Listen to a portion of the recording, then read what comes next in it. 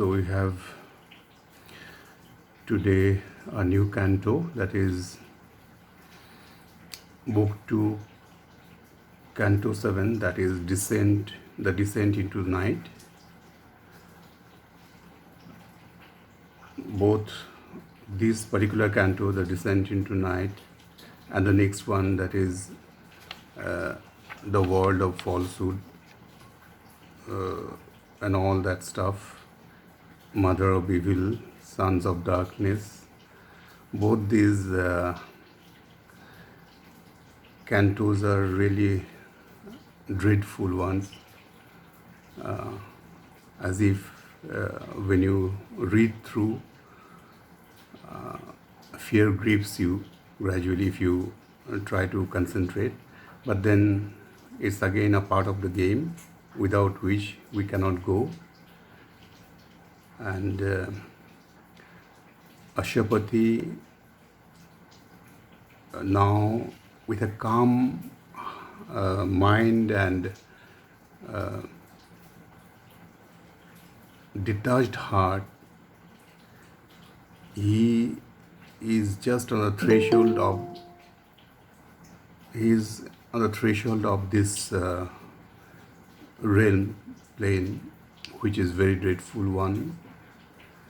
But before discussing all these, we'll just go through the whole page and gradually try to understand. A mind absolved from life, made calm to know, a heart divorced from the blindness and the pang, the seal of tears, the bond of ignorance. He turned to find that wide world failure's cause.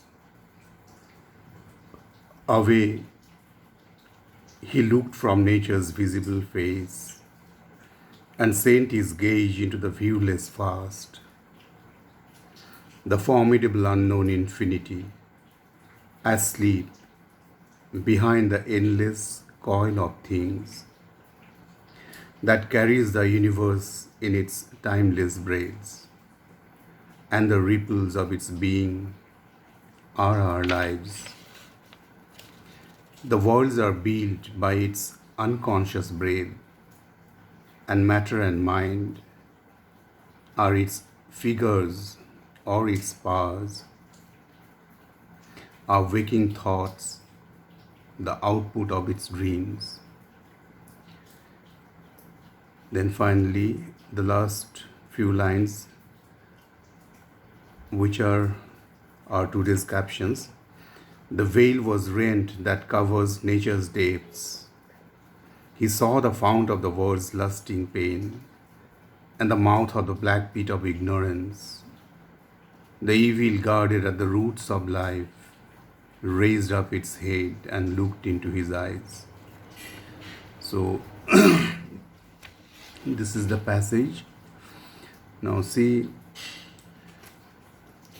with a calm mind and detached heart, Aswapathy now wishes to find out the cause of this world failure, world pain, why there is so much of pain, why everything fails on earth. He wants to find out, and what it was intended to be, he also wants to get into that. And for this, he is properly equipped. The task he has been given, for this he is equipped also, because his mind is not enmeshed in the whirlpool of life. Normally, all of us human beings are in the surface of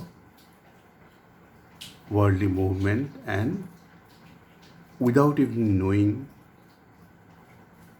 as if a powerless pawn in a chessboard, we are moved by powers which are unknown to us. But in case of Aswapathy, it is not so.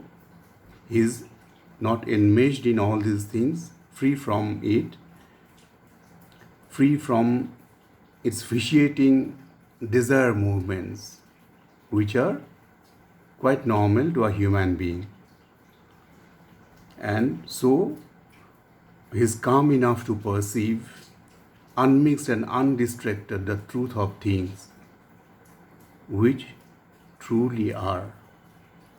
Similarly, his heart is also not overcome by the blind sufferings of life. Normally, what happens when we are too much pushed to the brink of situations which are with which we are not accustomed, in which we normally get bogged down under pressure, all these things do not make any impact on him because he has gone through all these.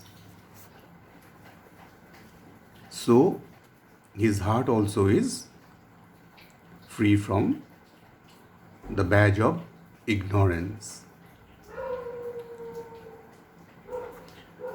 And also as a result, detached from these obscurations. Then Sri Aurobindo goes on to say in the next few lines, away he looked from nature's visible face and sent his gaze into the viewless vast, the formidable unknown infinity, asleep behind the endless coil of things that carries the universe in its timeless braids, and the ripples of its beings are our lives. All those parts of nature normally visible to our eyes, they do not hold the truths of her workings. In fact, all the surface movements veil the truths. We normally cannot see the truth of things. That is why we are always baffled by outer circumstances. If something happens which is not to our liking, which doesn't conform to our perception, then immediately we are disturbed, we become morose. But Aswapathy, in his will, he always wants to know the truth, and so he shifts his gaze from the misleading surface and plunges into the vaster, indefinite infinity that opens towards broader spaces, which is infinite.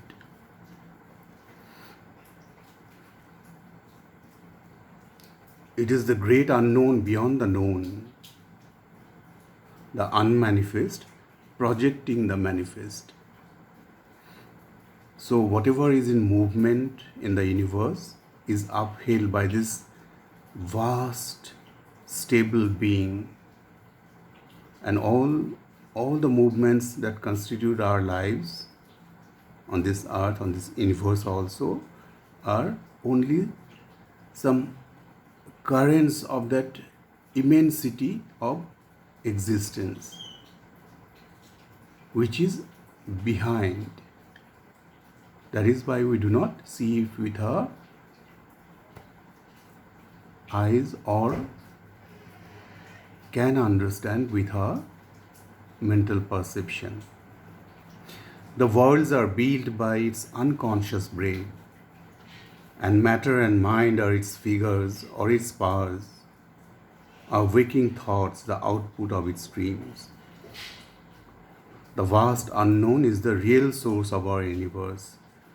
In fact, this universe is a product only of its spontaneous, that is the unknown spontaneous vibratory star. It stirs, and as a result of it, the whole universe come into being. Different worlds under this universe come into being, including matter and mind, which pose to be self-existent realities in this universe.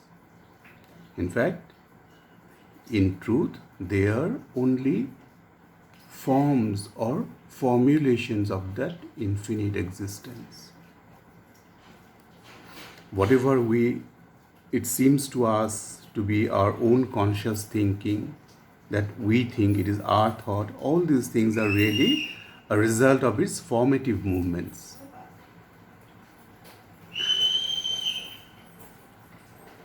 Then the next few lines, the veil was rent that covers nature's depths. He saw the fount of the world's lusting pain, and the mouth of the black pit of ignorance, the evil guarded at the roots of life, raised up its head and looked into his eyes. Now, the penetrating gaze of Aswapathy cuts through the veil of the surface nature and reaches into the hidden depths.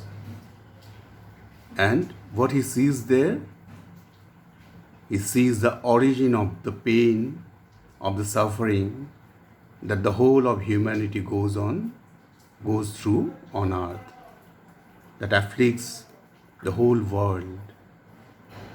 The dark source of ignorance covers all,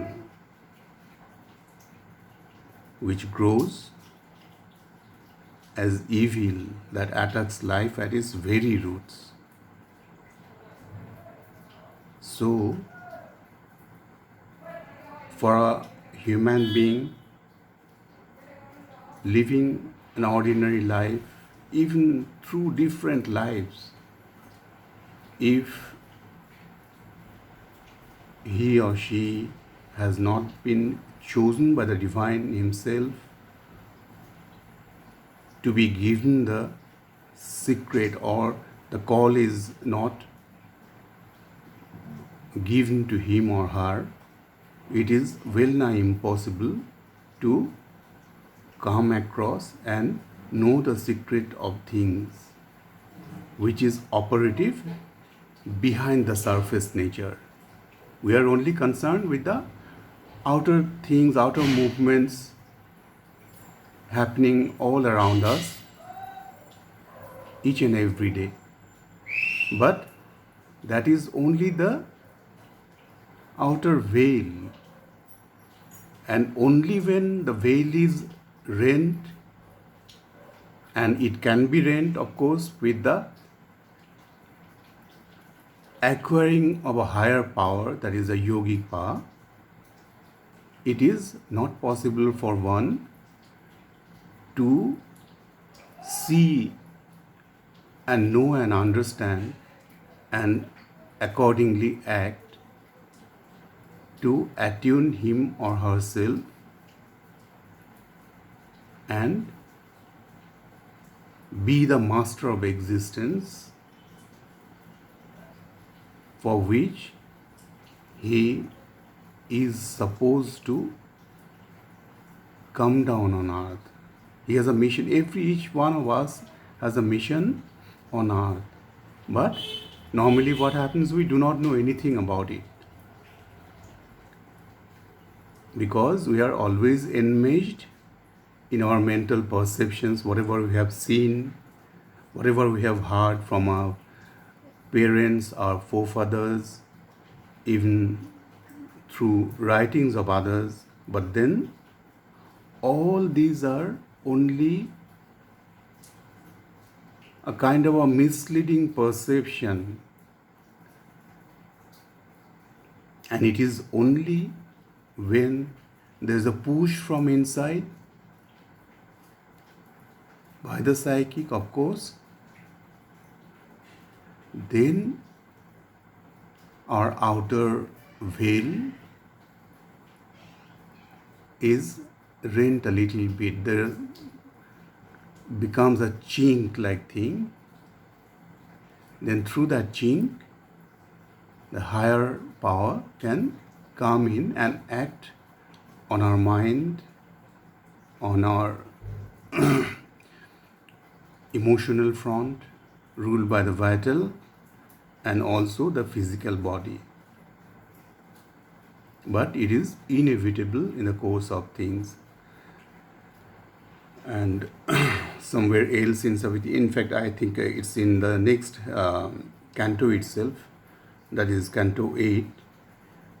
We find similar lines.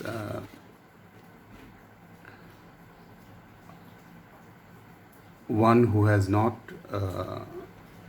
passed through hell, one cannot reach heaven who has not passed through hell. So it is in the fitness of things for a human being that he has to go through lots and lots of tastes which are nothing but put by the outer nature, that is the Prakriti, lower nature, poses all these to surmount, and in doing so, one becomes master of existence. Existence is what again? The lower nature. So he becomes master of the lower nature and attunes himself in consciousness with higher power, that is the Paraprakriti, the Divine Mother herself, who can in time mold one's being according to the possibility he or she has, and that is very beautifully seen by the Divine Mother's glance, which penetrates all barriers. So it's very interesting. The whole, until and unless one is given all these nitty-gritty of things, of truth, which can truly lift us up, it is impossible for us to go beyond certain understanding, which is very limited.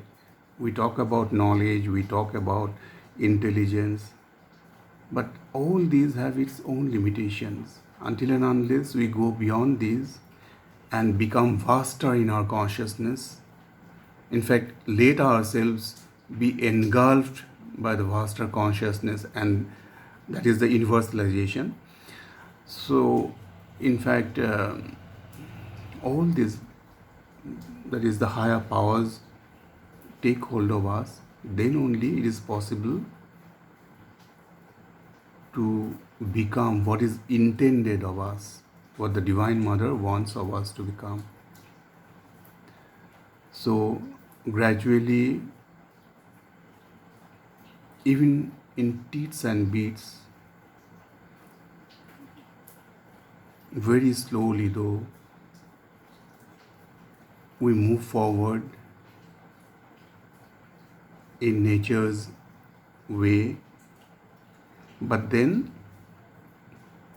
all those who are fortunate enough to have been called and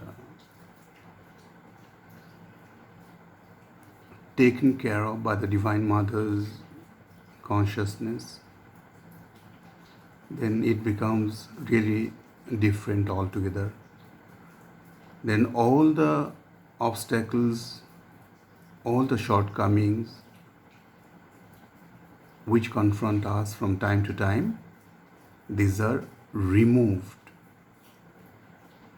I believe you will remember in the small book, the seminal work of Sri Aurobindo, that is the Mother, the small book, the Mother. What is the role of Mahakali?